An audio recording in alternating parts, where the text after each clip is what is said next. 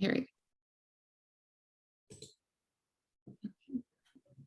So good morning, everyone, and welcome to How to Thrive in Your First Semester. I apologize. My name is Lisette Bobadilla. I'm actually a counselor with the EOPNS program, and I'm also the counselor coordinator for the Guardian Scholars program on campus, which is our program for current and former foster youth. I myself am a first generation college student from a single parent household. My mom used to make $700 a month.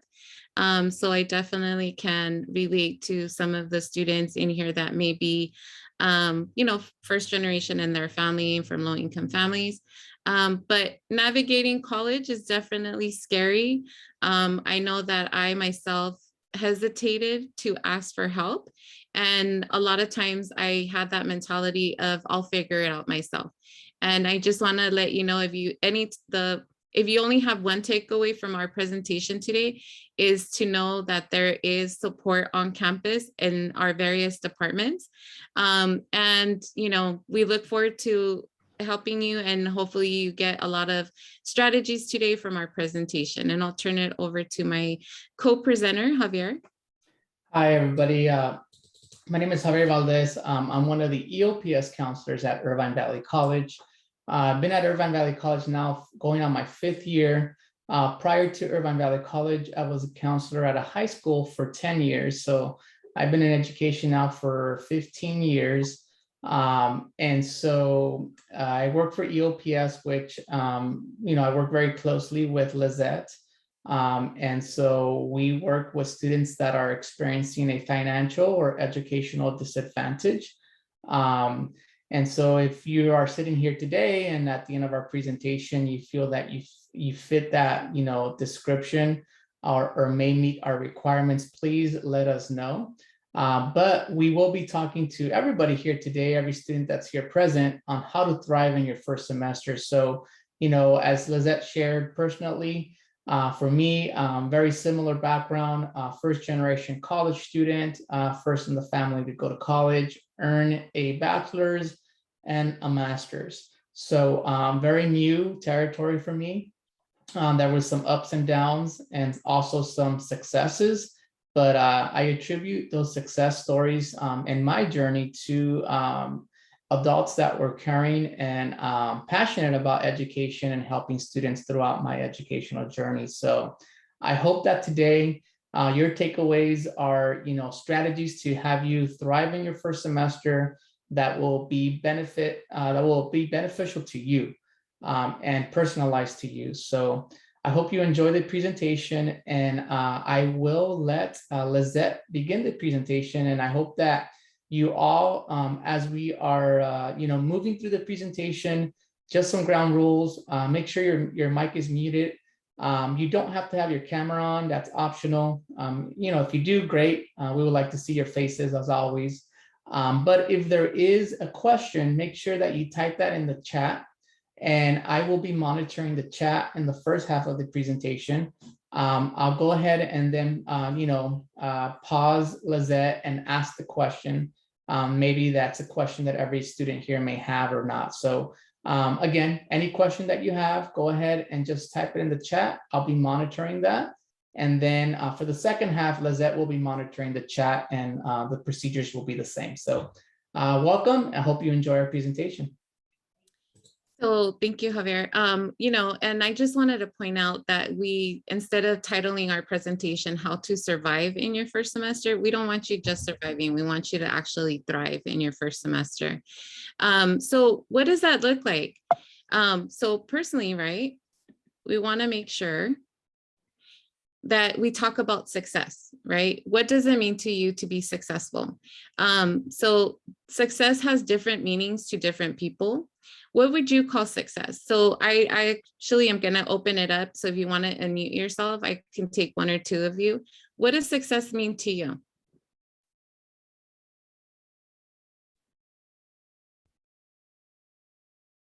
I think it's creating a balance. Creating balance. That's a great answer. And we'll talk a little bit more about that in a bit. Someone else?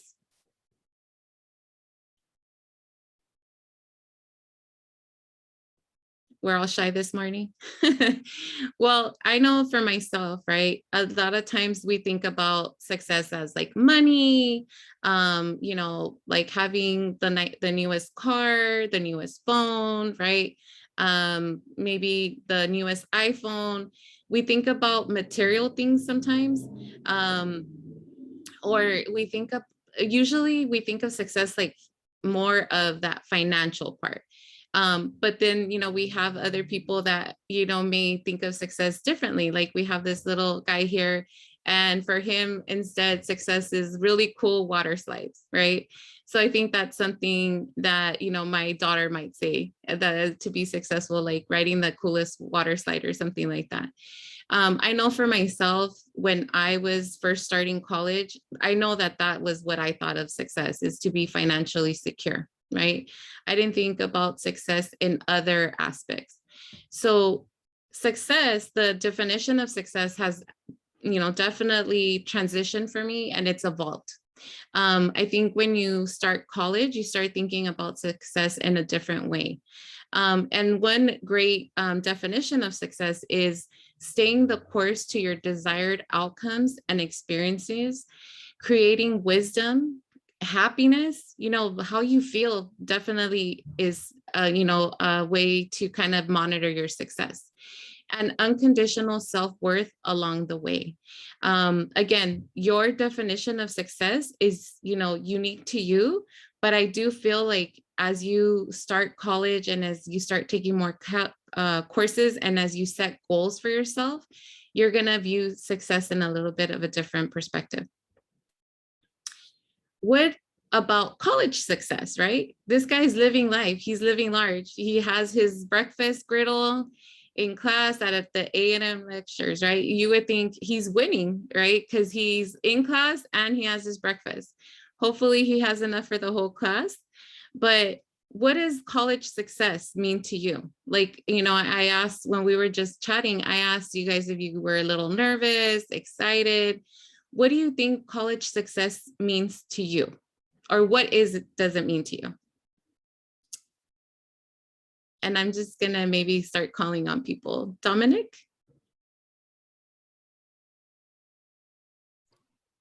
Being prepared and having your full attention to the lecture.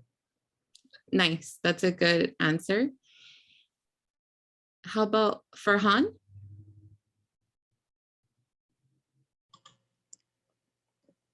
Completing what you need to be prepared for the future. Okay, all right. How about just, sometimes it could be as small as like when you have a bad day, showing up to class, right? That could be a successful day. But we want to make sure we think about like the long-term goals, right? So what that looks like, or what can help you to achieve college success, these are some of the basics that we think about. So show up to class. And this is something that, Dominic brought up, right? But when we say show up to class, we're not just talking about physically showing up, but mentally, right? You can show up physically, but if you're not engaged, if you're not listening to the lecture, then you're not really present, right? And we want you to be present in your class so that you're actually retaining the information. Study, we're going to talk a little bit more about what that looks like. And there is a difference between studying in high school and studying in college. And I'm going to go over that in more detail. But definitely, if you were the type of student, and we have a lot of bright students, you may have been that student that you just listened to the lecture and you understood the material. That may not be the case anymore. You actually need to put in the time and study. And so we'll talk about more about that in just a second. And taking care of yourself. It's really important to taking care of yourself, because if you're not your best self, then you can't give of yourself, right? You can't retain any information if you haven't slept, if you're hungry, all those things really, if you're having problems at home, that can really affect your ability to retain information. So, these are some funny memes here, but I really like the one at the bottom about nap time. So when you're 5 years old, you probably didn't want to go you didn't want to go to sleep. You didn't want to do nap time. But now in college, you're like, oh, if you get to nap, you're like, oh my gosh, thank you, God. Because it really makes a difference for you because you're probably, pushing yourself. So beyond the basics, so beyond, like showing up and, taking care of yourself, these are very specific strategies that we're recommending to you. So like one of the main things is schedule your classes at a time that works best for you. So now instead of having a counselor pick the classes for you, like this is what you're going to take and you have no choice as far as the time, you actually get to pick the times, the days that you want to go to class. So you're not attending class necessarily Monday through Friday. Now you can have, say, an English course from Tuesday, Thursday, 1 to 3:10, something like that, right? But make sure that you take into consideration your other obligations. Find balance between life, school, and work.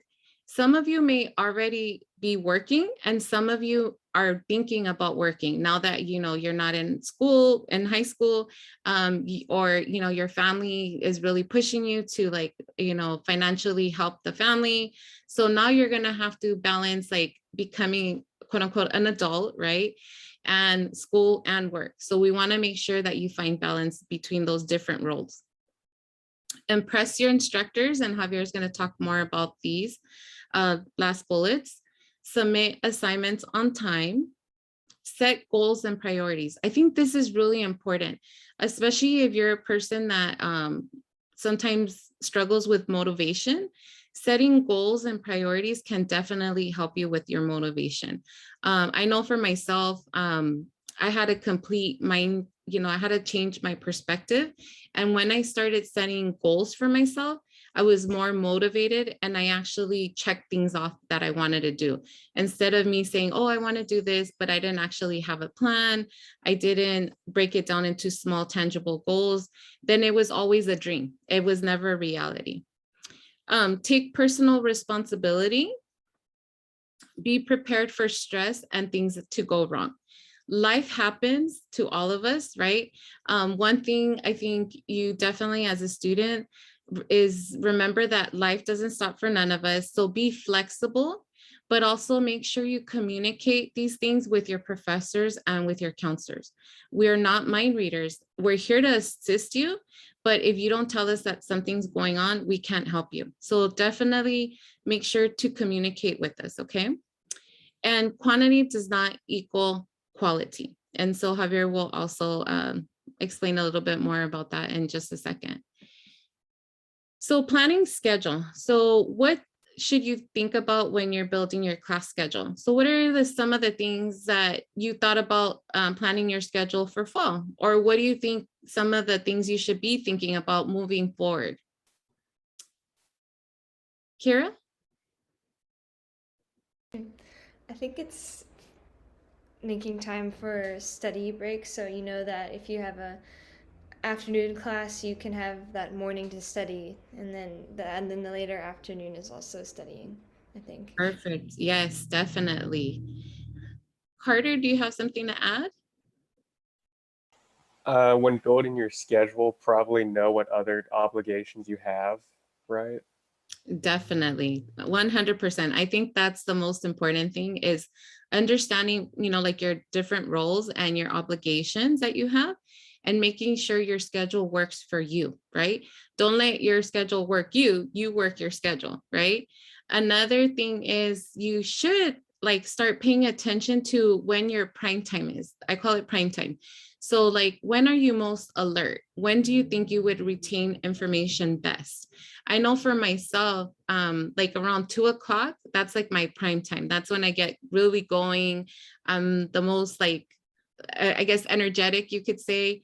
So I think if I had like a difficult class, like math or chemistry or something like that, ideally I would want to schedule my class during that time, right? Because that's the time I'm most alert. Another thing is, like I said, you have flexibility in, picking your schedule.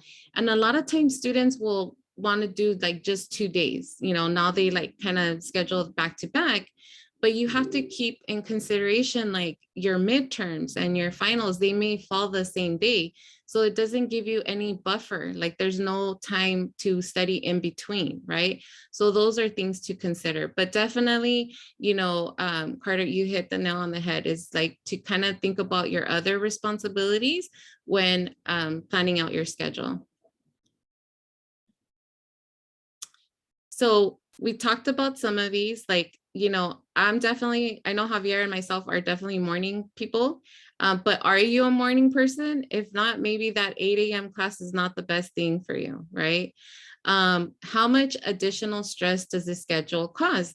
Again, starting college can be a stressful time. We hope that it's not, with the proper planning, we hope that it alleviates some of the stress, but there's a lot going on right now. We have a global pandemic. Here we are still online, right? So like, do you really want to cause more stress for yourself by having like this really like unattainable schedule? Work schedule, like, do you have a flexible work schedule or do you have a set work schedule? Is your place of work willing to work with you in regards to like, because you are a student?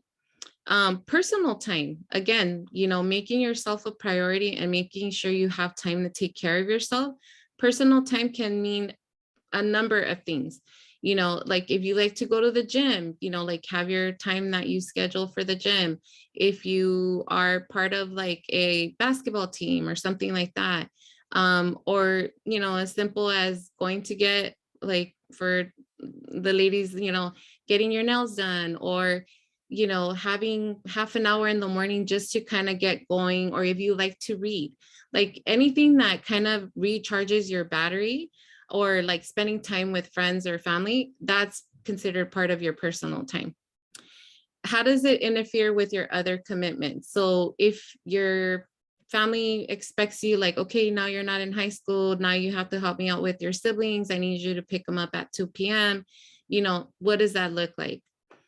Breaks, somebody had mentioned breaks before. We definitely want to make sure we have like those breaks, one for our own, self-care, but also to, when you are studying, those breaks are important so that you have time to kind of retain the information and review it, right? Like I mentioned, the midterm and final exams are important, and study time. Study time is really, really important. And like I mentioned earlier, it does look different now that you're in college versus when you were in high school. So this is a great breakdown of study time. So in high school, right, like I mentioned, you're in school all day long and you're seeing a subject matter 5 days a week, right? Monday through Friday. And so you could get away with studying maybe 1 to 3 hours per week per class, maybe even less than that, right? And in some classes, you could, cram it the night before, right? Procrastinate and cram it the night before, and you would still pass the test. The reality is that now there's a formula that we use. And this is, studies have shown that, students who are successful actually dedicate 2 hours of study time per unit. So a unit is how many hours you're in a class. To be a full-time student, usually you're in 12 units, right? So for those of you that already have your schedules, you already know, okay, I'm enrolled in, 12 units, 13 units, 14 units, 15 units. So the rule of thumb is that for however many units you're enrolled in, you multiply by 2 hours of study time. So like if I'm enrolled in 12 units, I'm a full-time student, times 2 hours of study time, I should be studying at least 24 hours per week. That's a big jump from 1 to 3 hours per week per class, right? And for those of you that are planning to maybe major in like a STEM major, I used to work at Cal State Long Beach for the College of Natural Science and Math, and we used to recommend 3 hours. So we had a campaign called Study 36. So we always recommended that students actually study 3 hours because the material is, obviously more rigorous and it takes more time to really kind of digest that material. So this is definitely something to think about this semester, is like, okay, I can't get away with the same study habits that I had in high school. I have to up the time I study for each class to be successful. Time management, or should we say priority management, right? I'm a big planner person. I don't know how many of you like have a planner. I always have a like an actual hard copy planner. But as a student, I also had a planner. But a lot of times when I work with students, I'll ask, oh, well, where's your planner? How are you keeping track of your assignments? They'll be like, oh, it's in my planner. And where's your planner? Oh, it's in my car. It's under my bed. It's on the dining table. It's everywhere but with them. So if that doesn't work with you, if you're not the type of person that needs something tangible, then I highly recommend using your phone. Everybody that I ask, if you were to forget your phone at home, you're more likely to go back for it, right? So your phone has, you know, if you have Google, it has the calendar on there, and you can use that to keep track of your assignments or upcoming tests or upcoming papers that are due. And then also too, when you're planning this me time, right? When say friends ask you like, oh, let's go to dinner tomorrow or whatever, you can see, oh, I actually have stuff happening, but next week I don't have anything due. Like, oh, I can't do it this week, but how about we schedule it for next week, right? So you can still have that balance, but you just have to make it work for you. So this is a sample schedule here, like, okay, 8 a.m. gym, 10 a.m. computer science, 12 lunch, 1 p.m. accounting, 3 p.m. break time. So, you know, 3:30, watch Game of Thrones if that's your thing. 4:30, go to the library to study. 6 p.m. dinner, 6:30, hang out with Susie. And this got changed to study because, you know, you have to start thinking about like, what's a priority? Should I study or should I hang out with Susie? Can I reschedule hanging out with Susie at another time, another day and time? Probably, right? And she'll understand, hopefully, if she's a good friend, right? And then 8 p.m. finish reading chapter 2. So, you know, you can have a schedule like this, and the more you kind of stick to your schedule, the more likely you are to be successful. But it also gives you a little bit of wiggle room. If you, make sure to keep on top of your stuff. If there's a day that, you know what, you're really tired and you just don't want to do it, then yeah, go hang out with Susie, right? Or go, do your Netflix binge that night if you want to.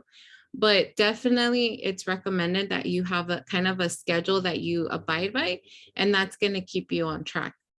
Another thing is a to-do list. Definitely, I think it's important to keep track of your responsibilities, not only the responsibilities you have for classes, but maybe personal responsibilities. For those of you that have an Apple phone, and I'm sure like for those of you that have other phones, there's like the notes section, right? You could create a to-do list, a checklist on there, and just, put like, okay, make sure to read chapters 2 to 5, start looking up articles for, whatever class. So to-do list helps a lot because, it's really easy to forget stuff, right? So I think the more that you have it written down or on your phone, somewhere where you can visually see it, that's going to help you keep on track. Make sure to schedule relaxation, exercise, recreation time. Again, anything that keeps you sane, whatever you really value. I used to call it my non-negotiables, right? So anything that I scheduled that was important to me and kept me sane, I used to call it my non-negotiable. So there was no way I was going to give that up. That time was for me, and it kept me on track.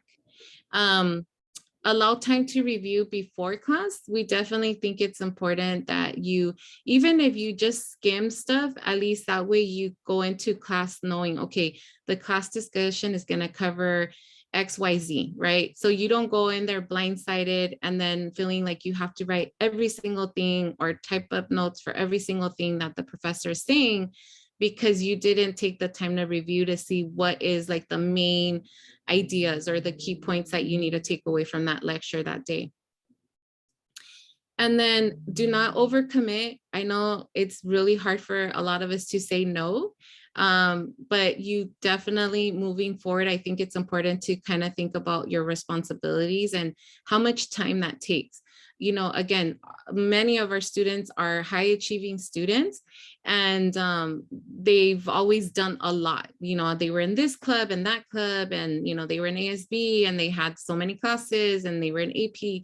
It looks a little different in college. So give yourself some grace, allow yourself to get your footing, don't overcommit. And then once you feel comfortable, then you can start adding things to your plate, right? Because remember, all of this is still new to you. Use backward planning. So I mentioned earlier, like setting small tangible goals. So for example, if you have like a 10-page term paper, maybe you start off with like, okay, the backward planning would be like, okay, I have to make sure I want to make sure I have at least 3 pages by this time and 3 pages by that time. And I want to make sure I've already found so many articles by this time. So you work your way backwards to the larger goal, right? And then avoid procrastination. I know it's human nature. I know I do it sometimes too.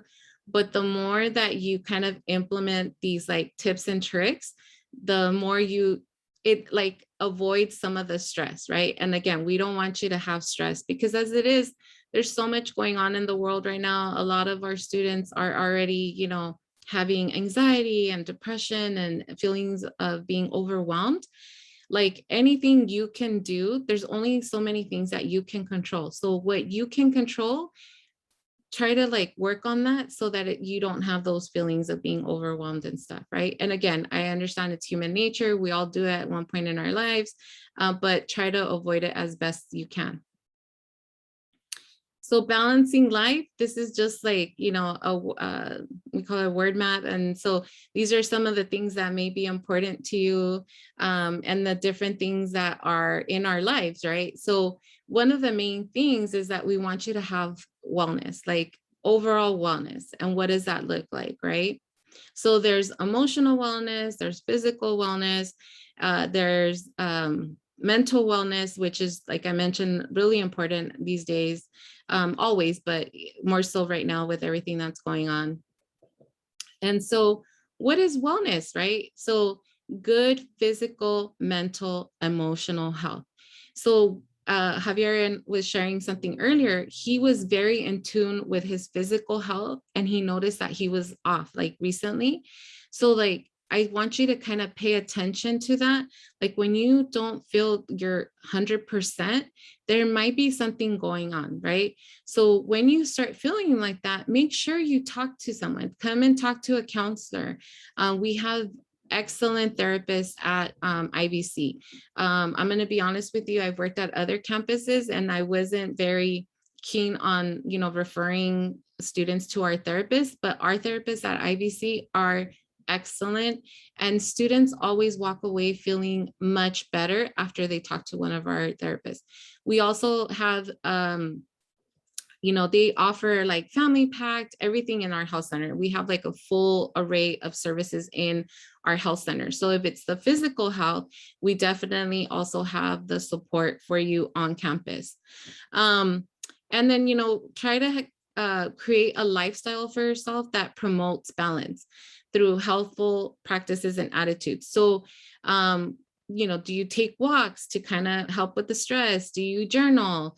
Do you eat healthy? Do you exercise? But also we have several workshops that are offered by some of our counselors that, you know, like breathing techniques and like the tapping technique, and all of these things can help you really promote balance.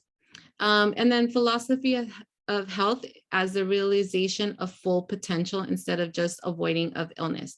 So when you're at your 100%, you can give of yourself and you are more alert, you're more present, you just have a more enriched experience overall, right?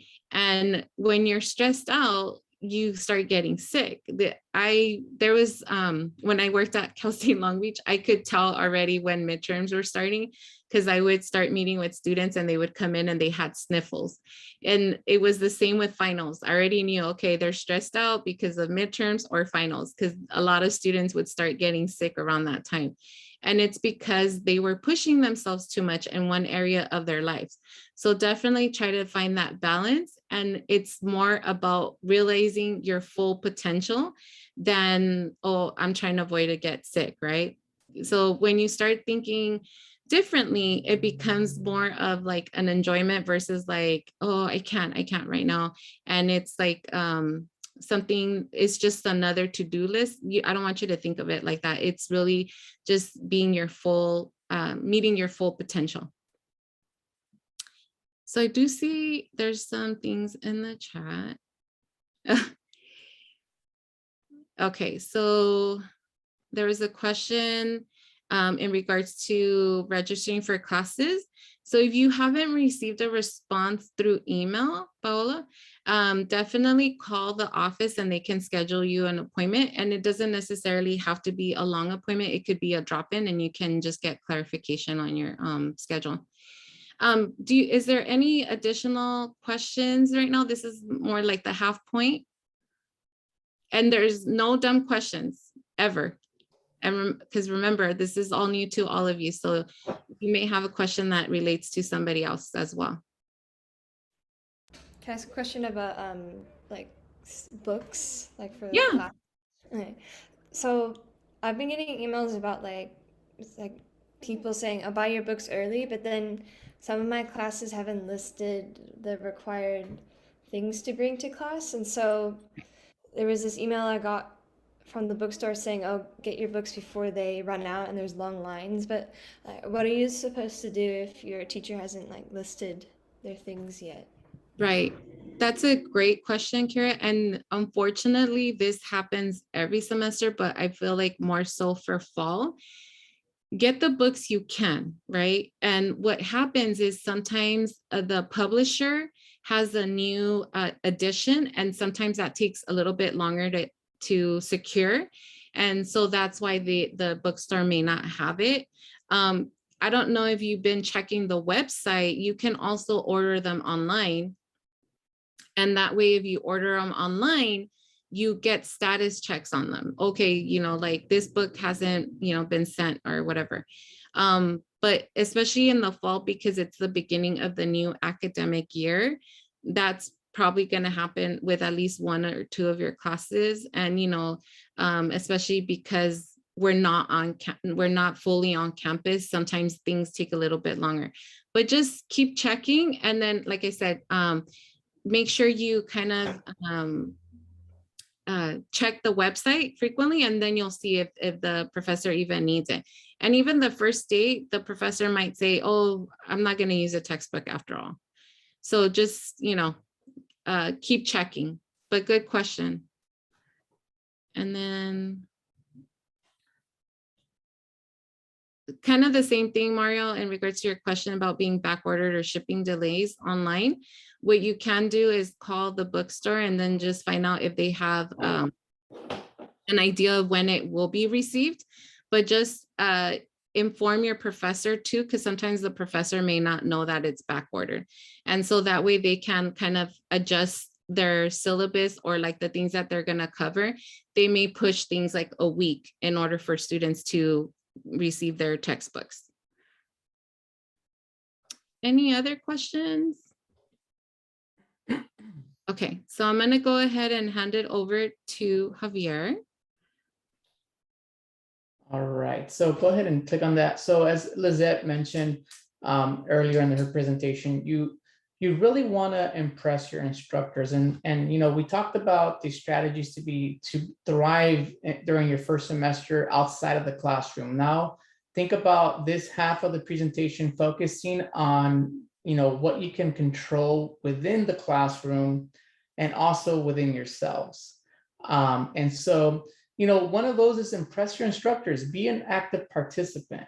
If you want your instructor to get to know you and be more understanding or compassionate towards a situation that may come up in the future, get to know that individual. You and I know, we all know that, building relationships is extremely important. If you're that type of student like I was, that will sit in the back and just kind of do their thing, and then, get on with their class, finish the class, let's say, a month, 2 months, 6 months later, I needed a letter of recommendation. I would be one that would be stuck and not know any professor that could write me a letter of recommendation, because I wasn't one that stood out to that professor, or the one that that professor knew. So ask questions, use their office hours. They love to have students come by and visit them during their office hours. Given COVID, those will probably be via Zoom. Don't be distracted. Go do your, sit and, listen to the lecture, listen to the Zoom or whatever that may be. Take your notes, and it's, it's really a time to impress your professors. I know that's kind of sounds cheesy, being the teacher's pet, but it really makes a difference. Especially when I get students, and Lizette also gets students that are talking to us about maybe, needing an extension for an assignment. I will guarantee you that if you have attempted to establish a relationship with that professor gets to know who you are, they will be more inclined to provide you with an extension, because they know a little bit about you. You're not just an individual that's sitting in the back of the class or not asking any questions.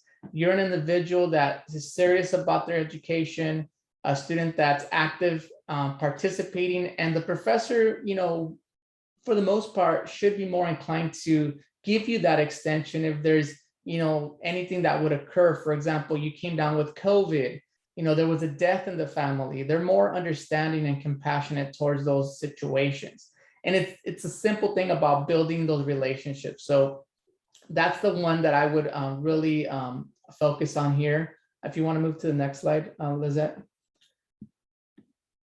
And then again, how do you do that? How do you establish that connection?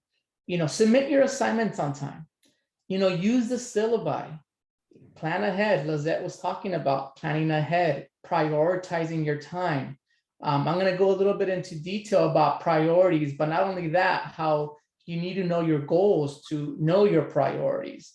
Don't ask for an exception and an extension. Remember about impressing the teacher's slide. So, if there is a situation that you are coming, that you come across, there's, given our situation we're in right now, there's a lot of extensions that are being asked by students, and so to professors, and they're understandable. They're very valid. So make sure that you are, being mindful that there's not going to be an extension for every assignment, but that you're saving you're saving that one extension for when it really matters. So, if you are just saying, oh, damn, I procrastinated this week, I need an extension on an assignment, I'm just going to make something up. And let's say I'm the professor, and you ask me, and I say, sure, Carter, that's, you grant extension granted. Then 3 weeks later, God forbid, you come down with COVID, and then you are really needing an extension, and you want to ask for more, then, there may be some resistance there from the professor. So just be mindful of that, especially right now. Professors are very on edge about, every student asking for an extension, because every student is asking for an extension. And there's, good, valid reasons, but some students, there's also students that just take advantage. So be very mindful of that, okay? Next slide.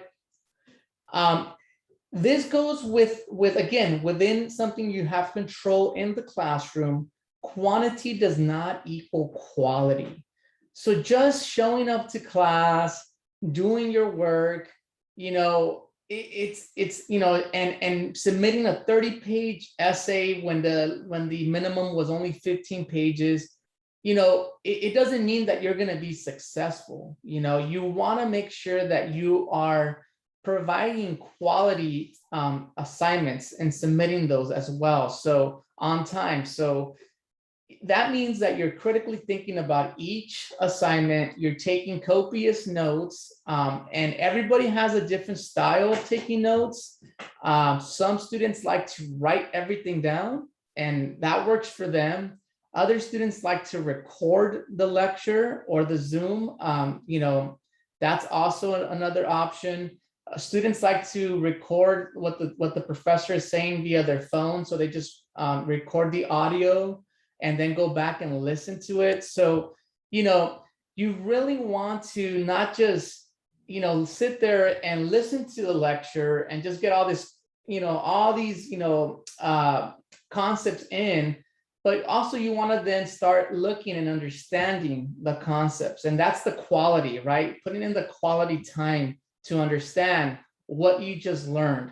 So, because you could just, whatever we are told via a lecture or workshop, research shows that we retain about 5 to 10% of what we hear. But when you actually start to review, start to understand the concepts and know what the professor lectured on, that retention rate and knowing what that is shoots up to 60 to 70%. So that's the quality component that I'm talking to you about here. And it is like the little meme there says, it is a big deal. So think about the quality versus quantity as you're sitting in your lectures, okay?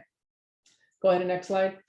Going to goals and priorities, you want to make sure that in order for you to be successful, not only in college, but in life, you need to set yourself goals.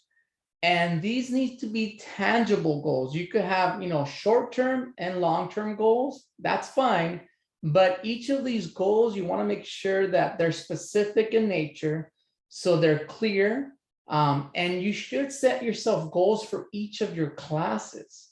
Okay, not just, for your general, just your general, classes, but set goals for each class. And so break down study commitments into achievable gaps. So that's being very specific with the goals that you're setting for each of your classes. Your goals should be individual. They should be, reflective of you. Decide how much time you want to devote to college and studying, and make sure that that is suitable to you and your personal situation. So I always say this, what works for you may not work for me. Students always tell me, what's a good major to pursue? And I always tell them this, what is good for me is not good, may not be good for you, because I find certain areas very interesting that you may find areas very boring, right? So that goes back to this individualized, concept. Make sure that your goals are specific, individualized to you, and that you prioritize your goals. So how many hours should you be spent studying for a class per week?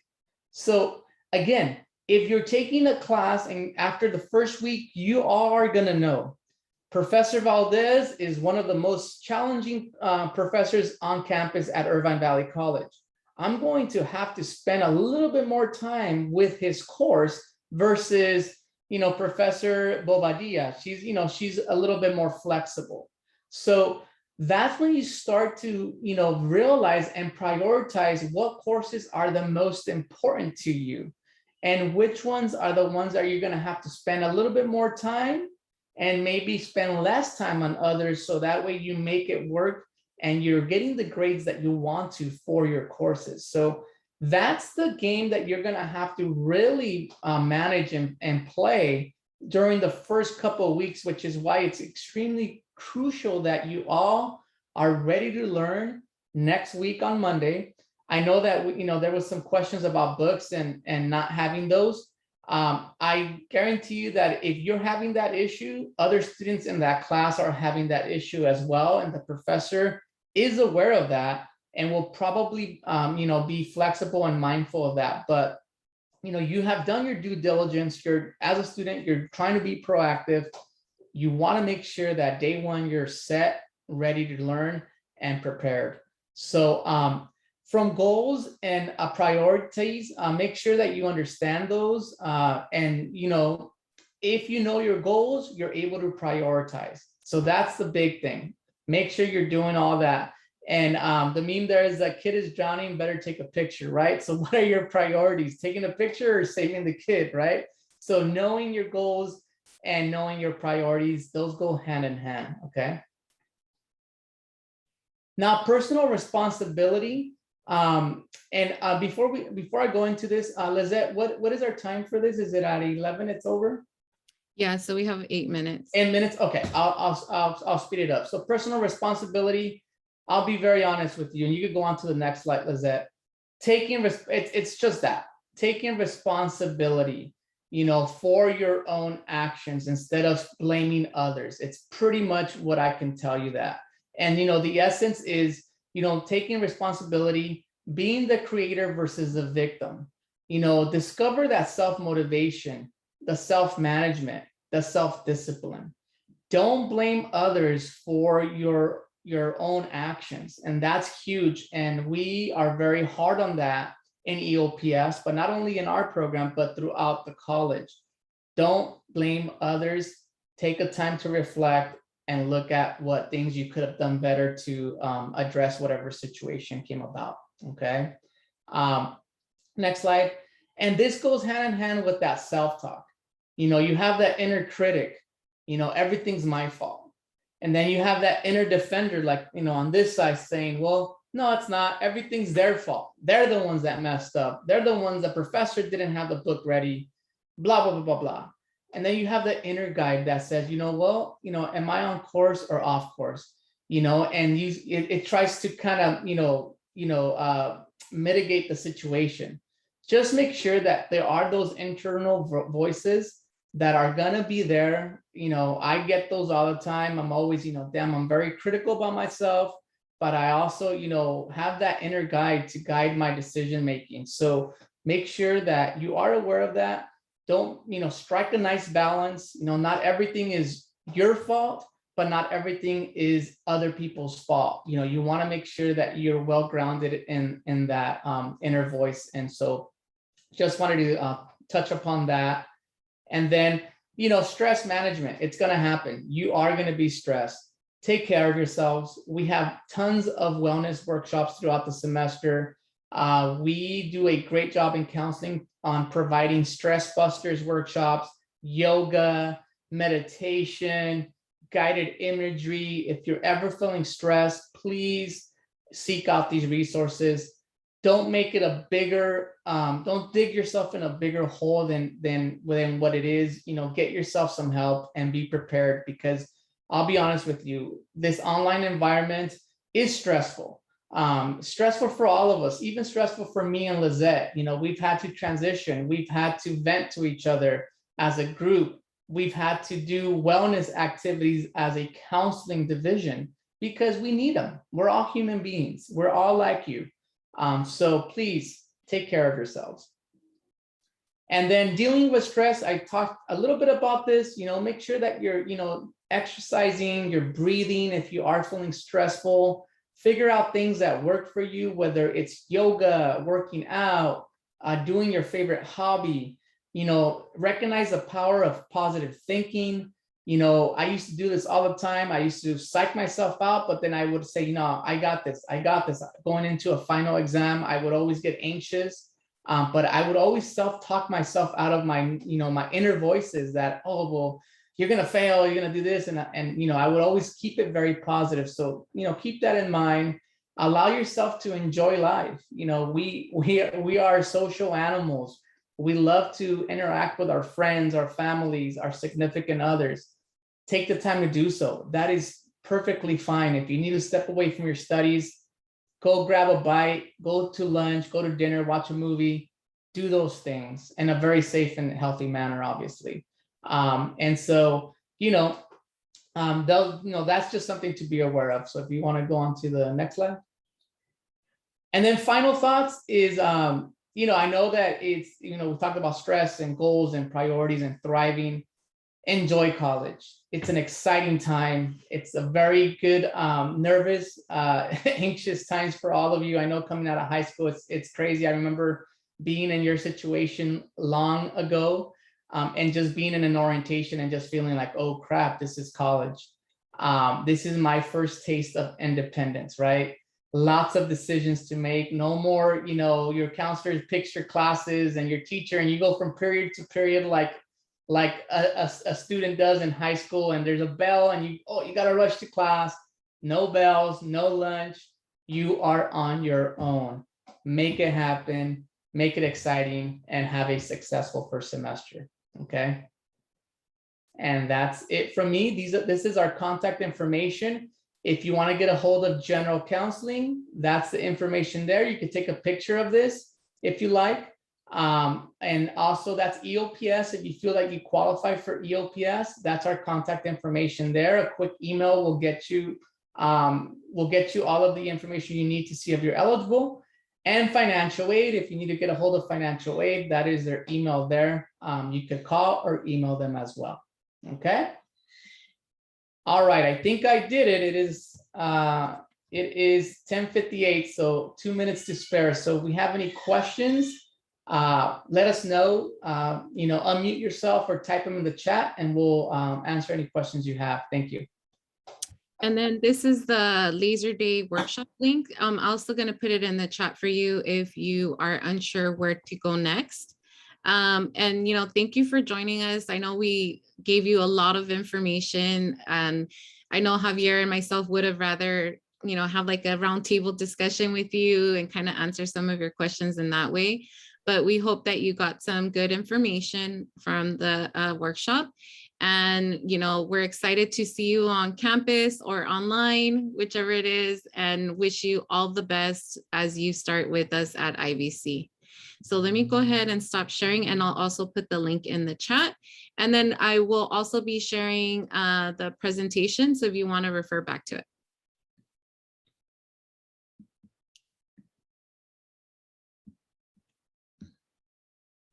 Thank you. Thank you. Thank you. You're welcome. Thank you. Have a successful semester. All right, cool. So I'm wondering how many Marianne got. I don't know. What was she doing? What was her presentation? Transfer in 2 years. Last year, I guess she had like 150 students or something. Yeah, because a lot of them want to do transfer. I mean, her transfer in 2 years. I mean, when you hear transfer, it's like, okay, that's a very catchy,